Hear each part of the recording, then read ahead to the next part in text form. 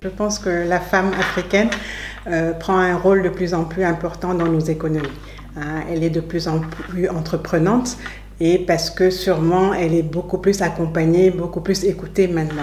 Mais elle a un rôle primordial à jouer. On sait que les femmes occupent beaucoup de place dans ces économies-là et donc il est important qu'on puisse les soutenir de manière à ce qu'elles puissent en faire plus. Parce qu'en général, la femme porte toute une famille derrière. Donc c'est important qu'elle puisse développer ses activités pour pouvoir justement appuyer la famille qui est derrière elle.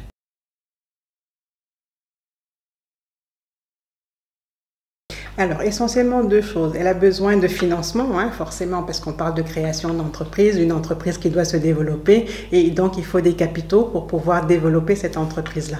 Mais elle a aussi besoin d'accompagnement en gestion. Je pense que c'est là peut-être où le bas blesse, où nous n'accompagnons pas assez les entrepreneurs femmes.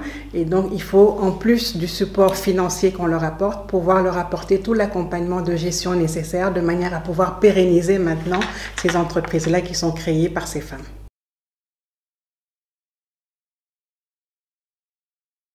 Oui, parce que c'est un problème d'éducation de base. Quand on regarde en Afrique, beaucoup de femmes, en tout cas, ne vont pas à l'école très longtemps.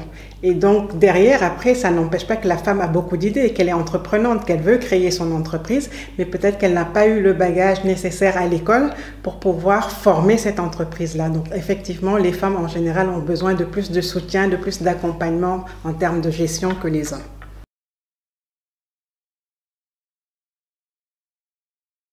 En fait, Cofina a été créé parce que nous nous sommes dit que la microfinance accompagnait les toutes petites entreprises et les individus. La banque accompagnait en général les grandes entreprises. Maintenant, les PME, qui constituent quand même 80% des entreprises au niveau de l'Afrique de l'Ouest essentiellement et de l'Afrique centrale, n'avaient pas une réponse adéquate par rapport à leurs besoins de financement. D'où la création de Cofina, qui se positionne donc sur le haut de la microfinance et sur le bas des banques. Maintenant, il faut une finance inclusive. Donc, on a besoin des institutions de microfinance pour financer le très petit, on a besoin des banques pour pouvoir financer les grosses entreprises et on a besoin des institutions de mésofinance qui, elles, vont venir financer ces PME-là. Et c'est ça le rôle de Cofina, justement, se spécialiser au niveau de ces PME.